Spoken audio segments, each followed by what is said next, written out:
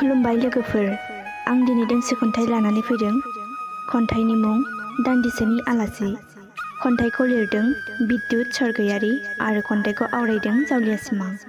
फैदो बिदिब्ला बिथांनि खन्थाइखौ खोनासंलांदिनि। दान्दिसेनि आलासि। दान्दिसेनि आलासि फैया नों आंनि जिउआव, साया माया गेलेफैयो नों आंनि सिमां रायजोआव।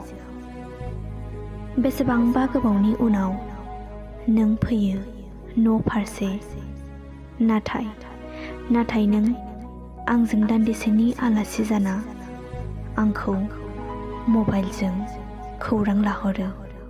हाय हेलौ मा खालामदों सना होननानै।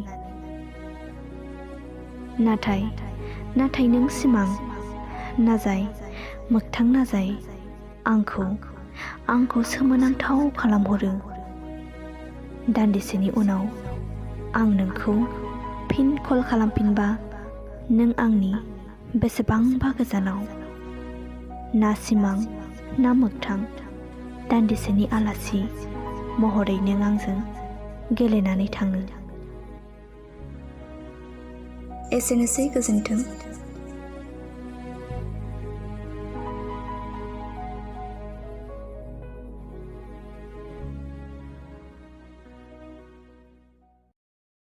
भिडिअखौ मोजां मोनदोंब्ला लाइक, शेयार आरो कमेन्ट खालामदो। लोगोसे जोंनि जावलिया सिमां इउटिउब चेनेलखौ साबस्क्राइब खालामदो आरो फेसबुकआव नायदोंब्ला जोंनि जावलिया सिमां फेसबुक पेजखौ लाइक, फल' खालामदो। एसेनोसै, गोजोन्थों।